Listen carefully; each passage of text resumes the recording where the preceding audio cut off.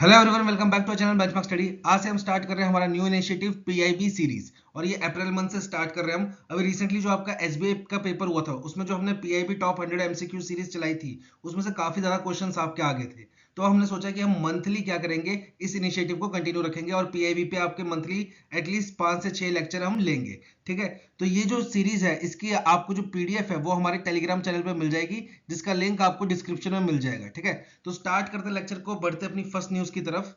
तो सबसे पहली न्यूज है हमारी रिलेटेड टू पाई। तो यहाँ पे पाई की फुल फॉर्म इंपॉर्टेंट है, वो क्या है हमारा पंचायत एडवांसमेंट इंडेक्स। अब यहाँ पे एक चीज समझिएगा, ये जो हम सीरीज चला रहे हैं पीआईबी वाली, इसमें मैंने एमसीक्यूज नहीं डाले हैं। क्यों? क्योंकि एमसीक्यूज जो है वो हम कब डिस्कस करेंगे, जब हमारा आरआरबी का मेंस होगा, आरआरबी पीओ एंड क्लर्क का मेंस होगा, उस टाइम पे हम एमसीक्यूज लाएंगे फॉर रिवीजन पर्पस। अभी क्या है, अभी डाटा ज्यादा है, एक एमसीक्यू में इतना डाटा इकट्ठा नहीं हो पाएगा, तो अभी हम टॉपिक वाइज डिस्कस करेंगे और एमसीक्यूज जब हमारा मेंस आ जाएगा तब हम डिस्कस करेंगे, ताकि आपका फटाफट रिवीजन हो जाए। तो यहाँ पे सबसे पहली न्यूज क्या है हमारी, पाई के ऊपर पंचायत एडवांसमेंट इंडेक्स। और इसको लॉन्च किसने किया है? मिनिस्ट्री ऑफ पंचायती राज ने। बेसिकली क्या किया गया है, जो इंडिया में ग्राम पंचायत है उनको स्कोरिंग दी गई है, उनको स्कोर प्रोवाइड किया गया है कि भाई ये ग्राम पंचायत है, इसने इस पैरामीटर पे अच्छा किया तो इसको इतना स्कोर मिलेगा। और उस स्कोरिंग के हिसाब से जो पंचायत है उनको 5 कैटेगरीज में डिवाइड कर दिया है। वो 5 कैटेगरी कौन कौन सी है? Achiever category, front runner category, performer category, aspirant category and beginner category. अगर एक ग्राम पंचायत है जो कि एस्पिरेंट कैटेगरी में आती है तो उसका स्कोर कितना होना चाहिए? 40 से लेके 60 के बिलो तक। फिर अगर कोई पंचायत जो है वो परफॉर्मर कैटेगरी में आनी चाहती है तो उसका स्कोर कितना होना चाहिए? 60 से लेके 74 पॉइंट कुछ तक। ठीक है, और अगर एक जो ग्राम पंचायत है वो फ्रंट रनर में आने चाहती है तो उसका स्कोर कितना होना चाहिए? 75 से लेके 89 पॉइंट समथिंग तक। 90 नहीं होना चाहिए, 90 होगा तो वो अचीवर कैटेगरी में आ जाएगी। ठीक है, तो ऐसे 5 कैटेगरीज में ग्राम पंचायत को डिवाइड किया गया है और इनको स्कोर प्रोवाइड किए गए। अब ये स्कोर किसके ऊपर, किस बेसिस के ऊपर दिए गए इन ग्राम पंचायत को? तो टोटल आपकी 9 LSDG, local sustainable development goals, इन 9 थीम्स के ऊपर, ये रही आपकी 9 थीम्स, इन 9 थीम्स के ऊपर इन ये जो हमारी ग्राम पंचायत है इनको स्कोरिंग प्रोवाइड की गई है और उस स्कोरिंग के हिसाब से इनको आगे कैटेगराइज किया गया है achiever, front runner, performer, aspirant and beginners में। तो यहाँ पे जो इंडेक्स है उसके हिसाब से इंडिया में एक भी ग्राम पंचायत ऐसी नहीं है जो कि अचीवर कैटेगरी में आई हो। अचीवर कैटेगरी में कोई भी ग्राम पंचायत नहीं आ पाई, मतलब किसी भी ग्राम पंचायत को 90 या 90 प्लस स्कोर नहीं मिला है। ठीक है, सभी को 90 से नीचे ही स्कोर मिला है। तो अचीवर कैटेगरी में आपकी 0 ग्राम पंचायत है।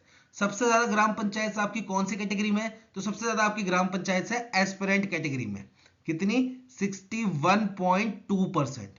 और वहीं अगर हम बात करें सेकंड नंबर पे, तो सेकंड नंबर पे आपकी सबसे ज्यादा ग्राम पंचायत है वो किस कैटेगरी में है? आपकी परफॉर्मर कैटेगरी में, 35.8%। फिर थर्ड नंबर पे आपका आता है कौन सा? बिगनर लेवल, इसमें है आपकी 2.7%। और लास्ट में आती है आपकी फ्रंट रनर, इसमें कितनी है आपकी? 0.3 ग्राम पंचायत। इंडिया में जितनी भी ग्राम पंचायत है उसमें से सिर्फ 0.3% ग्राम पंचायत जो है वो फ्रंट रनर कैटेगरी में आती है आपकी। ये डाटा आपको यहाँ पे दिया गया है। ठीक है, यहाँ से आराम से पढ़ लीजिएगा।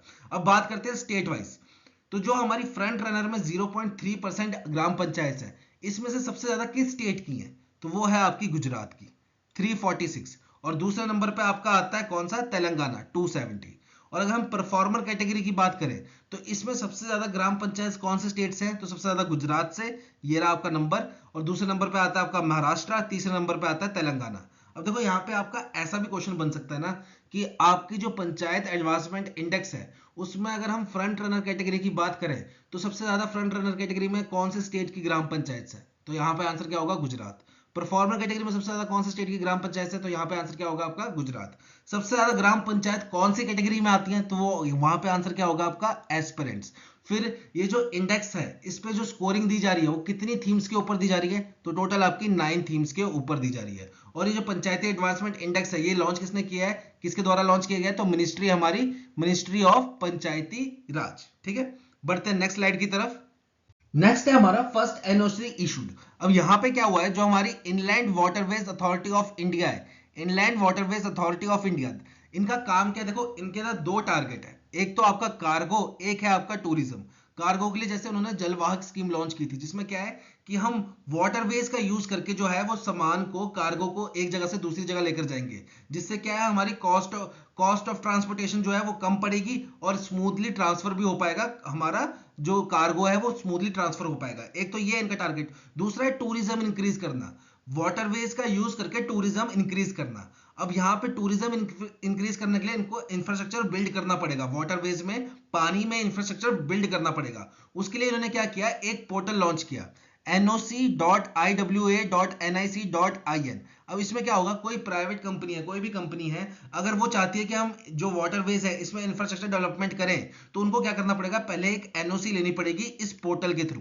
तो इस पोर्टल के थ्रू सबसे पहले एनओसी अभी रिसेंटली किसको मिली है, Marina India infrastructure private limited, और ये एक मुंबई बेस्ड कंपनी है। ये इंडिया की पहली कंपनी मिली है, बनी है, जिसको क्या हुआ है, डिजिटल पोर्टल जो है ये हमारा noc.iwa.nic.in, इसके थ्रू एनओसी प्रोवाइड की गई है। ठीक है, तो ये हमारी इंडिया की फर्स्ट कंपनी बन गई है। अब ये इसको एनओसी मिली किस चीज के लिए, क्या इंफ्रास्ट्रक्चर डेवलप करेगी, ये डेवलप करेगी जेटी। अब ये जेटी क्या होता है, देखो ये जो प्लेटफॉर्म सा बना हुआ है ना, इसको बोलते हैं हम जेटी, इसको बोलते हैं हम जेटी। बेसिकली इसका काम क्या होता है कि इसके आप दोनों तरफ क्या है, अपनी यॉट्स जो है, अपनी बोट्स जो है, उनको टाई अप कर सको। अब यहाँ पे क्या होगा, टूरिस्ट आएंगे, इस पे चढ़ेंगे और यहाँ पे आनंद लेंगे इस रिवर का। तो ये जो जेटी है, ये जो जेटी डेवलप की जाएगी, इसकी टोटल कॉस्ट कितनी है, 8 करोड़ रुपीस। और ये कौन सी नदी पे डेवलप की जाएगी, नेशनल वाटरवे 68, जो कि रिवर मांडोवी में है, जो कि रिवर मांडोवी के ऊपर है, और ये कहाँ है, गोवा में। तो यहाँ पे ये चीज इंपॉर्टेंट है, नेशनल वाटरवे 68। तो देखो हमारे अब 4 नेशनल वाटरवेज हो गए जो हमें याद करने ही करने हैं। एक है आपका नेशनल वाटरवे 1, जो कि किस पे है, गंगा पे। फिर एक है आपका नेशनल वाटरवे 2, जो कि किस पे है, ब्रह्मपुत्रा पे। और एक है आपका नेशनल वाटरवे 16, जो कि किस पे है, बराक पे। ये 3 इंपॉर्टेंट क्यों है, क्योंकि ये जलवाहक स्कीम के अंडर आते हैं, जलवाहक स्कीम के अंडर आते हैं। अब ये चौथा कौन सा हो गया, नेशनल वाटरवे 68, जो कि किस पे है, रिवर मांडोवी पे, और ये कहाँ है, गोवा में, जिसके ऊपर क्या बनने वाला है, जेटी। जेटी कौन बनाएगा, हमारा Marina India infrastructure private limited, जो कि कहां लोकेटेड है, मुंबई बेस्ड कंपनी है। और ये इंडिया की फर्स्ट कंपनी है जिसको एनओसी मिली है थ्रू डिजिटल पोर्टल, जिसका नाम क्या है, noc.iwa.nic.in।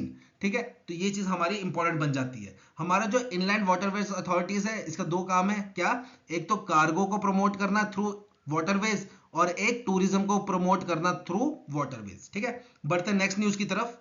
नेक्स्ट है हमारा प्लास्टिक पार्क इन इंडिया। अब यहाँ पे क्या है, देखो जो प्लास्टिक पार्क्स है, इनको बूस्ट करने के लिए, ताकि इंडिया में ज्यादा से ज्यादा प्लास्टिक पार्क बन सके, ताकि जो इंडिया की प्लास्टिक डिमांड है उसको फुलफिल किया जा सके और इंप्लॉयमेंट जनरेट की जा सके, इसलिए क्या किया जा रहा है, प्लास्टिक पार्क्स बनाए जा रहे हैं इंडिया में। अब यहाँ पे क्या बोला है, जो हमारा department of chemical and petrochemicals है, इन्होंने एक स्कीम लॉन्च की है, जिसका नाम क्या है, आपकी न्यू स्कीम ऑफ पेट्रोकेमिकल्स। इसमें क्या बोला गया है, जो स्टेट अपने अंडर, अपने स्टेट में एक प्लास्टिक पार्क बनाएगा, उसकी फंडिंग सेंट्रल गवर्नमेंट से भी दी जाएगी। और ये कितनी फंडिंग दी जाएगी, या तो जो आप पार्क बना रहे हो उसकी कॉस्ट का 50%, या तो फिर 40 करोड़, दोनों में से जो वैल्यू कम होगी। मतलब या तो 50% ऑफ द प्रोजेक्ट कॉस्ट, या फिर 40 करोड़, इन दोनों में से जो वैल्यू कम होगी उतनी मिलेगी। मतलब जैसे कि समझ लो एक पार्क बन रहा है आपका, एक पार्क बन रहा है जो है कि 50 करोड़ रुपीस का, तो 50 करोड़ का 50% कितना हुआ, 25 करोड़। तो यहाँ पे इस पार्क को बनाने के लिए सेंट्रल गवर्नमेंट कितने पैसे देगी, 25 करोड़। वैसे ही अगर समझ लो एक पार्क बन रहा है आपका, वो बन रहा है आपका 100 करोड़ रुपए का, तो 50% कितना हुआ, 50 करोड़। दूसरी तरफ क्या है, 40 करोड़।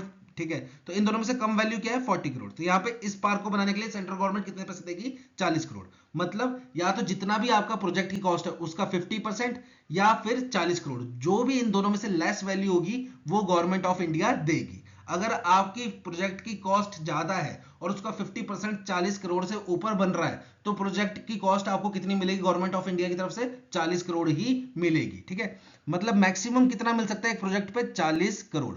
और दूसरी तरफ क्या है, 50%, जो भी इन दोनों में से लेस होगा।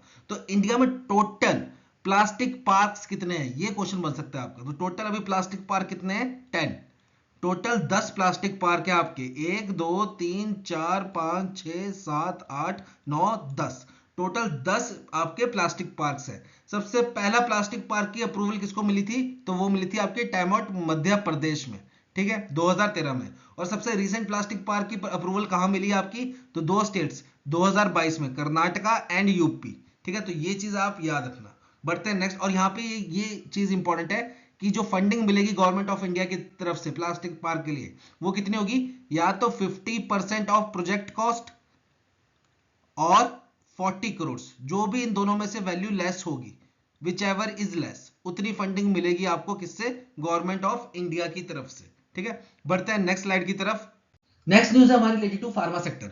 अब यहाँ पे क्या है, जो हमारा फार्मा सेक्टर है उसमें इंडिया क्या चाहता है, इंडिया बनना चाहता है ग्लोबल लीडर, और इसके लिए इन्होंने क्या किया, मेक इन इंडिया इनिशिएटिव को और ज्यादा बूस्ट किया, आत्मनिर्भरता इन मेडिकल फार्मा सेक्टर बूस्ट किया है। अब उसमें क्या क्या स्कीम्स लॉन्च किया उसको डिस्कस करेंगे, और क्या क्या रेगुलेशंस को मॉडिफाई किया है वो डिस्कस करेंगे, जिससे आपके क्वेश्चन बन सकते हैं। तो देखो इंडिया का टारगेट क्या है, ग्लोबल लीडर बनना। तो यहाँ पे इन्होंने पहले प्रैक्टिकल बात की कि इंडिया स्टैंड कहां कर रहा है, ग्लोबल लीडर तो हम बनेंगे बाद में, पर अभी स्टैंड कहां कर रहा है। तो इंडिया अगर हम फार्मा सेक्टर की बात करें तो वर्ल्ड की 3rd लार्जेस्ट कंट्री है by volume and 11 largest country है बाय वैल्यू। अब इसका मतलब क्या हुआ, सिंपल सा एग्जांपल बताऊं मैं आपको, जैसे एक तरफ समझ लो मारुति सुजुकी है और एक तरफ आप समझ लो रॉयल्स रॉयस है। ठीक है, अब यहाँ पे मारुति सुजुकी अगर एक दिन में 10 कार बना रही है और रॉयल रॉयस एक दिन में 1 कार बना रही है, तो देखो अगर मैं वॉल्यूम की बात करूं तो वॉल्यूम में मारुति सुजुकी आगे हुई, 10 कार बना रही है, पर अगर मैं वैल्यू की बात करूं तो इन 10 कार से इस रॉयल रॉयस की 1 कार की कीमत ज्यादा होगी, तो वैल्यू वाइज कौन आगे हुआ, रॉयल रॉयस। ठीक है, और अगर मैं वॉल्यूम वाइज बात करूं तो वॉल्यूम वाइज कौन आगे हुआ, आपका मारुति सुजुकी। तो ये बात है, यहाँ पे अगर वॉल्यूम वाइज बात करें तो इंडिया 3rd नंबर पे आती है, और वैल्यू वाइज बात करें तो इंडिया 11th नंबर पे आती है।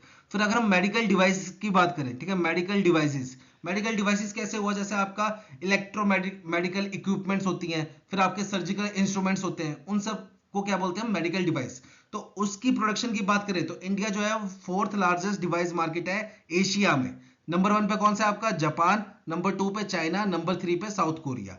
तो इंडिया एशिया में 4th लार्जेस्ट मार्केट है मेडिकल डिवाइस का, और वर्ल्ड में टॉप 20 में आता है इंडिया। ठीक है, वर्ल्ड में टॉप 20 में आता है इंडिया। अब यहाँ पे क्या है, देखो जो हमारा फार्मा सेक्टर है इसको बूस्ट करने के लिए फार्मा सेक्टर को भी इंक्लूड कर दिया किसमें, पीएलआई स्कीम में, प्रोडक्शन लिंक इंसेंटिव।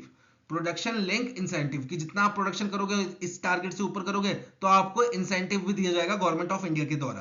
तो यहाँ पे देखो तीन सेक्टर्स में, मतलब फार्मास्यूटिकल के अंदर 3 कैटेगरीज बनाई हुई हैं, उसके तहत पीएलआई स्कीम लॉन्च की गई है। एक है आपका फार्मास्यूटिकल कंपनीज के लिए, ठीक है, उसमें तो टोटल बजट एलोकेट कितना किया गया है, 15,000 करोड़ का, और ये कब से कब तक वैलिड रहेगा, फाइनेंशियल ईयर 2022-23 से लेकर फाइनेंशियल ईयर 27-28 तक। फिर दूसरा आपका PLI scheme for KSM DI APIs. KSM क्या होता है आपका, की स्टार्टिंग मटेरियल्स, जो आप दवाई बनाने में स्टार्टिंग में मटेरियल यूज करते हैं उसको की स्टार्टिंग मटेरियल्स। फिर डीआईसी हो गया आपका ड्रग इंटरमीडिएट्स, ठीक है, ड्रग इंटरमीडिएट्स। फिर लास्ट है आपका एक्टिव फार्मास्यूटिकल इंग्रेडिएंट्स।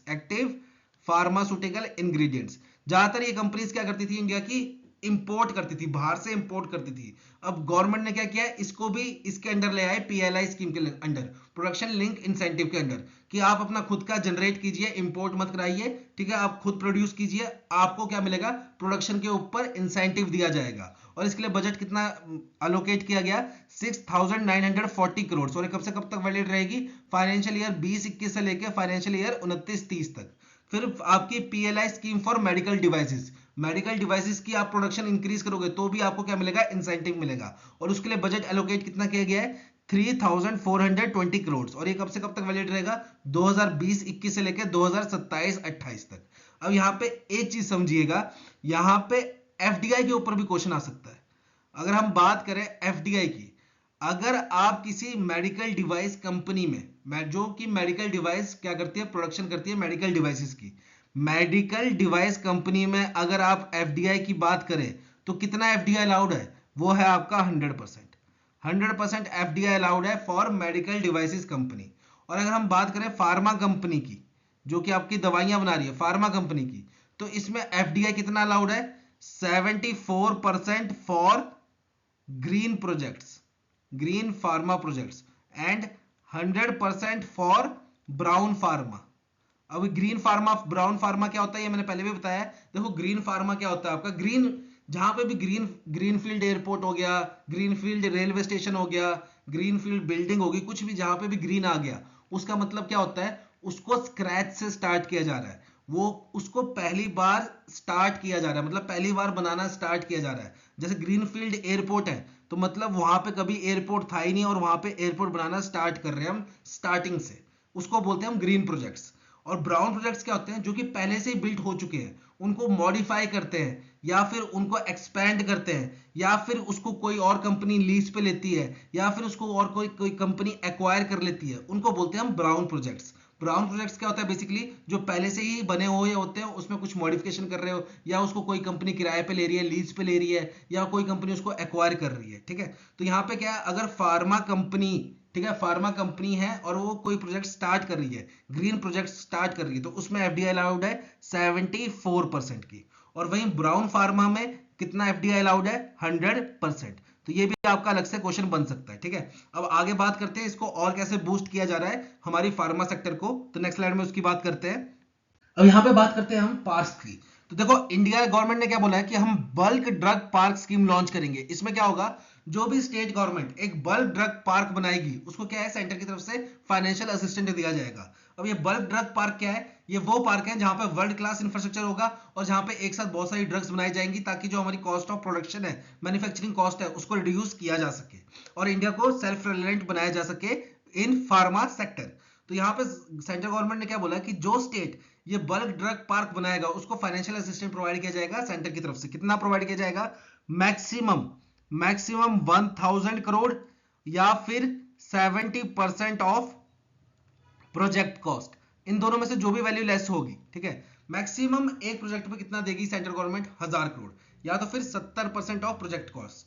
अब जैसे एक प्रोजेक्ट है वो आपका 500 करोड़ का बन रहा है, तो 70% कितना हुआ, 350 करोड़। तो इस प्रोजेक्ट के लिए सेंट्रल गवर्नमेंट कितने देगी, 350 करोड़। वैसे ही एक प्रोजेक्ट समझ लो 2000 करोड़ का बन रहा है, 2000 करोड़ का, तो इसका 70% कितना हुआ, 1400 करोड़, 1400 करोड़। तो इस सिनेरियो में सेंट्रल गवर्नमेंट कितना देगी, 1000 करोड़। मतलब मैक्सिमम एक प्रोजेक्ट पे कितना देगी, 1000 करोड़, या तो फिर 70% ऑफ प्रोजेक्ट कॉस्ट, जो भी इन दोनों में से वैल्यू लेस होगी। अब यहाँ पे एक चीज और बोली है, अगर ये जो प्रोजेक्ट बनाया जा रहा है, ठीक है, बल्क ड्रग पार्क जो है ये बनाए जा रहे हैं नॉर्थ ईस्टर्न स्टेट में या हिली एरियाज में, तो ये 70% से बढ़ा के कितना कर दिया जाएगा, 90% of project cost, 90% of project cost, इतना फाइनेंशियल असिस्टेंस प्रोवाइड करेगी सेंट्रल गवर्नमेंट। अब फिर यहाँ पे दूसरी की बात बोली गई है कि एक प्रधानमंत्री भारतीय जन औषधि परियोजना भी लॉन्च की गई है, ताकि हम प्रमोट कर सके इंडियन मेडिसिन को और ज्यादा। अब यहाँ पे क्या है, देखो आपकी जो बड़ी बड़ी कंपनीज होती हैं, जैसे कि मैनकाइंड हो गई, मैनकाइंड हो गई, अबॉट हो गई, जॉनसन एंड जॉनसन हो गई या फाइजर हो गई, ठीक है, अगर ये कोई एक मेडिसिन बेचेंगी, हर कंपनी की मेडिसिन का नाम अलग अलग होता है, पर उसमें कॉमन क्या बात होती है, सॉल्ट। जो उस मेडिसिन को बनाने के लिए यूज हुआ है सॉल्ट, वो सभी में कॉमन होगा। हाँ, दवाई का नाम अलग अलग होगा पर सॉल्ट सभी कंपनीज का एक होगा। तो क्या होता है, ये जो बड़ी बड़ी कंपनीज होती हैं, ये जब जिस सॉल्ट की दवाई बेचती हैं, जब इनका नाम आ जाता है उसके ऊपर, तो उस दवाई की कीमत ऑटोमेटिकली क्या हो जाती है, इंक्रीज कर जाती है। तो यहाँ पे गवर्नमेंट क्या बोल रही है कि जो हमारे आम लोग हैं, ठीक है, जो हमारे कॉमन पीपल हैं, वो भी सारी दवाई को अफोर्ड कर सके, तो हम क्या करेंगे, जेनरिक दवाई बांटेंगे। जेनरिक दवाई बांटने के लिए उन्होंने क्या बोला है कि जो हमारे इंटरप्रेन्योर्स हैं या फिर जो लोग अपना खुद का काम करना चाहते हैं, वो क्या कीजिए, एक जन औषधि केंद्र खोलिए।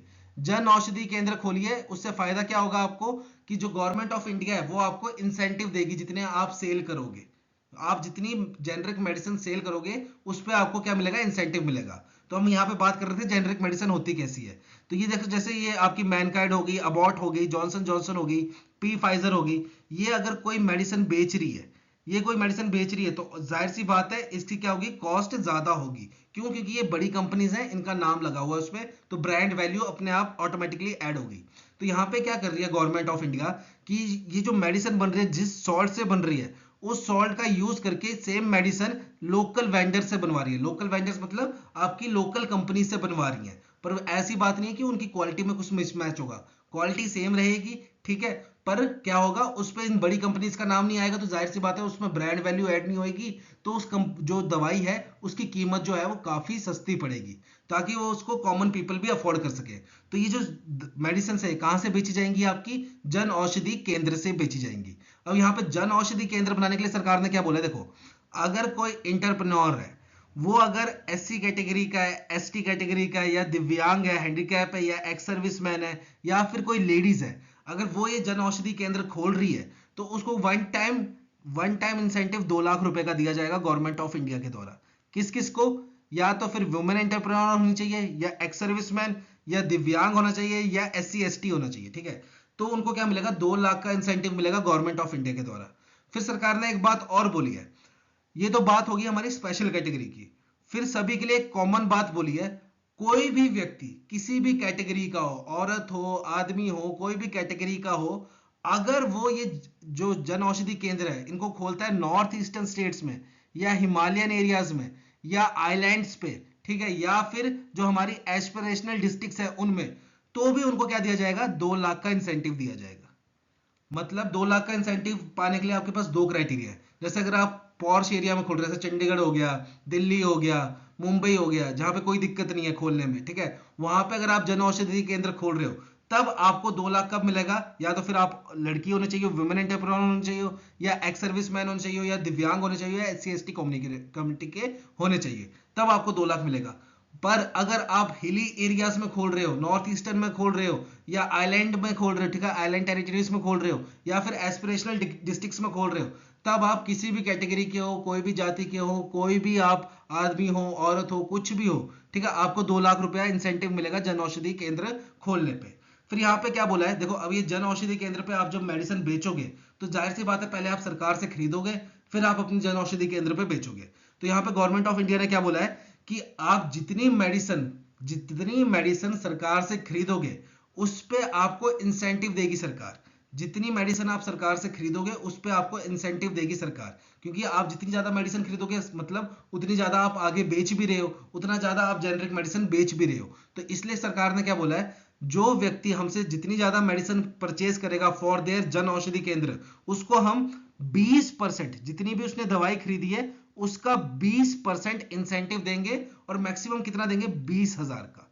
ये चीज ठीक है, मैक्सिमम कैप हमेशा याद रखना। मतलब जैसे एक व्यक्ति है जो कि 50,000 की दवाइयां खरीदता है सरकार से, 50,000 की, तो इसका 20% कितना हुआ? 10,000। उसको 10,000 इंसेंटिव मिलेगा।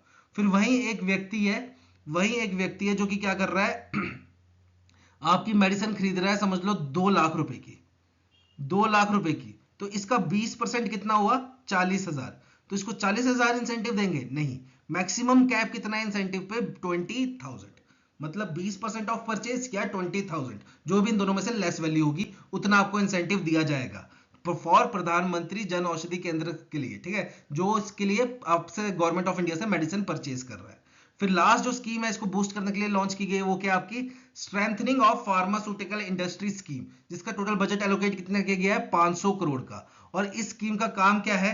इस स्कीम का काम है जो हमारे फार्मा यूनिट्स है उनको अपग्रेड करना, जो हमारे करंट रेगुलेटरी स्टैंडर्ड्स है उनके हिसाब से फार्मा यूनिट्स को अपग्रेड करना, और साथ ही साथ जो हमारी फार्मास्यूटिकल्स कंपनीज है, ठीक है, फार्मा सेक्टर्स है, जो हमारी जेनरिक मेडिसिन है, उनको प्रमोट करना, नॉलेज और अवेयरनेस बढ़ाना लोगों में, उसके लिए ये आपकी स्कीम लॉन्च की गई है, SPI scheme, strengthening pharmaceutical industry scheme, जिसका टोटल बजट एलोकेशन कितना है? 500 करोड़ का। ठीक है, बढ़ते नेक्स्ट न्यूज की तरफ। अब यहां से स्टार्ट होता है हमारा इंपॉर्टेंट वन लाइनर, वो क्वेश्चन जो कि आपके डायरेक्टली एग्जाम में आ सकते हैं और जिसमें एक्सप्लेनेशन की जरूरत बहुत कम है। तो सबसे पहली न्यूज है हमारी एक में क्या आपका एक में की फुल फॉर्म है द अफ्रीकन इंडियन की मैरीटाइम एंगेजमेंट। बेसिकली इंडिया और अफ्रीका के बीच में एक की एंगेजमेंट हुई है। कहां पे हुई है? दार एस सलाम तंजानिया में। और इनका मोटिव क्या है? देखो, इंडिया का मोटिव है महासागर। महासागर की फुल फॉर्म इंपॉर्टेंट है, ये क्या है आपकी? Mutual holistic advancement for security and growth across region. अब ये कौन से रीजन की बात हो रही है? ये बात हो रही है आपकी इंडियन ओशियन की, इंडियन ओशियन रीजन की बात हो रही है। बेसिकली इंडिया क्या चाह रहा है, जो भी कंट्रीज इंडियन ओशियंस में आती हैं उन सबके साथ एक म्यूचुअल एग्रीमेंट कर रहा है ताकि इंडियन ओशियन में पीस मेंटेन रहे, पायरेट्स की इंसर्जेंसी कम से कम हो सके। अब इस मैरीटाइम एंगेजमेंट के लिए इंडिया नेवी ने अपने 2 शिप्स भेजे। कौन कौन से? INS Chennai and INS Kesari. अब यहाँ पे एक इंपॉर्टेंट चीज है, इंडिया ने एक शिप को नाम दिया है क्या? IOS सागर। IOS सागर। सागर की फुल फॉर्म क्या है? जो महासागर की है वही सागर की फुल फॉर्म है। महासागर में से महा हटा दो, मतलब म्यूचुअल होलिस्टिक एडवांसमेंट हटा दो, तो सागर की फुल फॉर्म क्या हुई? Security and growth across region. तो IOS क्या है? Indian ocean ship, Indian ocean ship Sagar. अब ये कौन सी शिप को बनाया गया है? ये बनाया गया है आपका INS सुनायना, ठीक है, INS सुनयना को क्या बनाया गया है, IOS सागर बनाया गया है, ये चीज भी इंपॉर्टेंट है।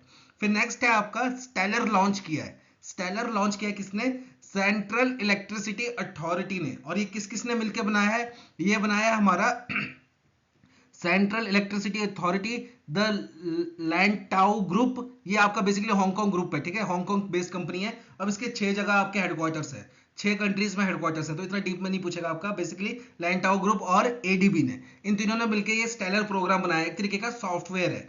इसका काम क्या होगा, ये सब फ्री में बांटा जाएगा डिस्कॉम कंपनीज को, डिस्कॉम कंपनीज को, डिस्कॉम कंपनी जो डिस्ट्रीब्यूशन करती है, ठीक है, उनको बांटा जाएगा ये स्टेलर प्रोग्राम फ्री में, ताकि वो जो रिसोर्सेज हैं उसका एडुकेसी प्लान बना सके। मतलब जो भी रिसोर्सेज हैं उनके पास, उसका एक प्रॉपर प्लान बना सके कि कैसे उनको पावर जनरेट करनी है, ट्रांसमिशन करना है, फिर पावर की स्टोरेज करनी है, पावर की डिस्ट्रीब्यूशन करनी है, एक प्रॉपर प्लान बना सके ताकि जो हमारी रिसोर्सेज हैं उनका एक प्रॉपर यूज हो सके। उसके लिए ये स्टेलर प्रोग्राम बनाया गया है और ये फ्री में सभी डिस्कॉम कंपनीज को बांट दिया जाएगा। फिर नेक्स्ट है हमारा एक नेशनल टास्क फोर्स बनाई गई है on mental health concern of students, क्योंकि ज्यादातर स्टूडेंट्स क्या है, हायर स्टडीज में जाके स्टडी प्रेशर की वजह से, फिर जॉब प्रेशर की वजह से, फिर घर वालों के प्रेशर की वजह से क्या कर रहे हैं, सुसाइड करने लग रहे हैं। अगर वो कामयाब नहीं होते तो वो क्या कर रहे हैं, सुसाइड कर रहे हैं। तो ये केसेस काफी ज्यादा इंक्रीज हो रहे हैं। तो उसको मिटिगेट करने के लिए, उसको टैकल करने के लिए एक नेशनल टास्क फोर्स बनाई गई है, जिसकी अभी रिसेंटली सेकंड मीटिंग हुई है, कहाँ, न्यू दिल्ली में। पर क्वेश्चन क्या आएगा आपका, जो ये नेशनल टास्क फोर्स बनाई गई है इसके चेयरपर्सन कौन है, तो इसके चेयरपर्सन है एस रविंद्र भट्ट, ठीक है। ये क्या रह चुके हैं, सुप्रीम कोर्ट के जज रह चुके हैं, सुप्रीम कोर्ट के जज रह चुके हैं। उनको इस नेशनल टास्क फोर्स का क्या बनाया गया है, चेयरपर्सन बनाया गया है। तो ये चीज इंपॉर्टेंट है आपकी, ठीक है। बढ़ते हैं नेक्स्ट स्लाइड की तरफ। नेक्स्ट न्यूज हमारा रिलेटेड टू एटीएफ। एटीएफ क्या है आपका, under water acoustic test facility, India की एकमात्र under water acoustic test facility, जो कि कहां लोकेटेड है, national institute of ocean technology, जो कि कहां है आपका, चेन्नई में। इसको रिसेंटली क्या है, ग्लोबल रिकॉग्निशन मिली और इंटरनेशनल सर्टिफिकेट मिला है। और ये हैंडओवर किसने किया, हमारे यूनियन मिनिस्टर जितेंद्र सिंह ने, किसको, एकॉस्टिक टेस्ट फैसिलिटी को, जो कि कहां लोकेटेड है, national institute of ocean technology Chennai में। अब यहाँ पे एकॉस्टेटिक का मतलब क्या होता है, देखो बेसिकली ये टेस्ट फैसिलिटी क्या करती है, अंडर वाटर टेस्ट करती है by using sound frequency, sound frequencies का यूज करके, डिफरेंट साउंड फ्रीक्वेंसीज का यूज करके अंडर वाटर टेस्ट कंडक्ट करती है ये फैसिलिटी, ठीक है। तो ये चीज इंपॉर्टेंट थी आपकी। नेक्स्ट है आपका, डीआरडीओ ने सक्सेसफुली कंडक्ट किया है अपना लॉन्ग रेंज ग्लाइड बॉम्ब, जिसका नाम क्या है, गौरव। अब ये जो लॉन्ग रेंज ग्लाइड बॉम्ब है, कौन से एयरक्राफ्ट के थ्रू टेस्ट किया, सुखोई 30 एयरक्राफ्ट के थ्रू। अब यहाँ पे देखो, ये जो ग्लाइड बॉम्ब है, इसकी खासियत क्या है, इसकी एक्यूरेसी है 100 किलोमीटर की, और ये कितना पे लोड लेके जा सकता है, 1000 kg का। इसको बनाया किसने, रिसर्च सेंटर इमारत ने, ठीक है, रिसर्च सेंटर इमारत ने, ठीक है। अब यहाँ पे जो सोचने वाली बात है वो है, ग्लाइड बॉम्ब क्या होता है। इसको सिंपल हम बॉम्ब भी बोल सकते थे, long range bomb, long range glide bomb क्यों बोला। अब समझो यहाँ पे बात, समझ लो ये है एक टारगेट, ठीक है, ये ग्राउंड पे टारगेट है, ग्राउंड पे। अब आपने इसको डिस्ट्रॉय करना है और आपके पास है एयर जेट, ठीक है, आपके पास जेट है। तो आपको क्या करना पड़ेगा, इस जेट को लगभग यहां पे लाना पड़ेगा और यहां से आपको बॉम्ब ड्रॉप करना पड़ेगा, फिर वो इस टारगेट को हिट करेगा और इस टारगेट को डिस्ट्रॉय करेगा। तो ये खासियत होती है बॉम्ब की। पर इसमें क्या है, एयरक्राफ्ट पे थोड़ा खतरा होता है, क्यों, क्योंकि आपको एनिमी टेरिटरी के अंदर जाना पड़ेगा, अपने टारगेट के पास पहुंचना पड़ेगा और वहां पे बॉम्ब छोड़ना पड़ेगा, वो आपके टारगेट पे गिरेगा और डिस्ट्रॉय होगा। ग्लाइड बॉम्ब की खासियत क्या है, आप एनिमी टेरिटरी में जाए बिना भी इसको टारगेट को डिस्ट्रॉय कर सकते हो। ग्लाइड बॉम्ब को, जैसे आपका जेट यहाँ पे है, आप यहां से इस अपने ग्लाइड बॉम्ब को छोड़ दो और फिर बॉम्ब के ऊपर आपका क्या लगा होता है, जीपीएस ट्रैकर लगा होता है। आप जीपीएस के थ्रू बॉम्ब को अपने कॉकपिट से, अपने जेट से ही क्या कर सकते हो, कंट्रोल कर सकते हो, और वो ग्लाइड करता करता करता अपने टारगेट को हिट कर देगा। तो इससे क्या होगा, आपका एयरक्राफ्ट सेफ रहेगा, आपको एनिमी टेरिटरी के अंदर इंसर्शन करने की जरूरत नहीं है। आप एनिमी टेरिटरी के बाहर से ही बॉम्ब को छोड़ दो और फिर उसको खुद कंट्रोल करो बॉम्ब को कि कहां फेंकना है। मोर और लेस ये एक तरीके का क्रूज मिसाइल की तरह ही होता है। पर क्रूज मिसाइल में क्या डिफरेंस होता है, उसमें अपना प्रोपेलर जेट लगा होता है, उसमें अपना जेट इंजन लगा होता है क्रूज मिसाइल में, और उसकी रेंज भी काफी ज्यादा होती है, वो पेलोड भी ज्यादा लेके जा सकता है और वो दूर तक मार कर सकते हैं, कौन सी, क्रूज मिसाइल। पर क्रूज मिसाइल जो है वो कॉस्टली भी काफी ज्यादा होती है। ग्लाइड बॉम्ब क्या है, इसमें आपका जेट इंजन ही लगा होता है, इसमें जीपीएस लगा होता है, उसके थ्रू आप इसको कंट्रोल करते हो, ठीक है। तो ये सस्ता पड़ता है। तो ये आपका ग्लाइड बॉम्ब है, जिसका नाम क्या है, गौरव, ठीक है। इसकी रेंज कितनी है, एक्यूरेसी 100 किलोमीटर, मतलब आप अपने टारगेट से 100 किलोमीटर दूर हो तब भी आप उसको बॉम्ब को छोड़ो, वो ग्लाइड करता हुआ आपके टारगेट पे पहुंच जाएगा। तो 100 किलोमीटर इसकी रेंज है, 1000 केजी इसका वेट है, मतलब ये 1000 केजी का वेट है इसका किसका ग्लाइड बॉम्ब का, और बनाया किसने, रिसर्च सेंटर इमरत ने, ठीक है। अब लास्ट न्यूज है हमारी आज की, इंडिया जो है वो ग्लोबल ऑटोमोबाइल सेक्टर में कौन से पायदान पे है, चौथे पायदान पे। नंबर 1 पे कौन सा है, चाइना, फिर यूएसए, फिर जापान, और 4th नंबर पे आ रहा है इंडिया, ठीक है। अब इंडिया का टारगेट क्या है, इस पे क्वेश्चन आ सकता है। जैसे अभी रिसेंटली एसबीआई में क्या पूछा था, स्टील का टारगेट पूछा था ना, वैसे ऑटोमोबाइल सेक्टर का भी टारगेट पूछ सकते हैं। तो इंडिया का टारगेट है 2030 तक लगभग 145 बिलियन डॉलर का प्रोडक्शन करना ऑटोमोबाइल सेक्टर में, जिसमें से ये 60 बिलियन डॉलर का क्या करेंगे, एक्सपोर्ट करेंगे, जिसमें से ये 60 बिलियन डॉलर का क्या करेंगे, एक्सपोर्ट, ठीक है। और इंडिया चाहता है जो इंडिया का कंट्रीब्यूशन है ग्लोबल ऑटोमोबाइल वैल्यू चेन में, वो 3% से बढ़ के कितना हो जाए, 8%। इंडिया की हिस्सेदारी 3% से बढ़ के 8% हो जाए। तो टारगेट क्या है, एक तो ये प्रोडक्शन करना चाहते हैं कितने का, 145 बिलियन डॉलर का ऑटोमोबाइल सेक्टर में 145 बिलियन डॉलर की ऑटोमोबाइल प्रोडक्शन करना चाहते हैं, जिसमें से 60 बिलियन का जो ऑटोमोबाइल प्रोडक्शन है वो सिर्फ एक्सपोर्ट ही करेंगे। तो ये टारगेट है इंडिया का बाय ईयर 2030, ठीक है। तो ये था हमारा पीआईबी का पार्ट 1। बहुत जल्द आपको अप्रैल मंथ का पार्ट 1 बहुत जल्द आपको मिलेंगे नई वीडियो के साथ। Till then have a nice day.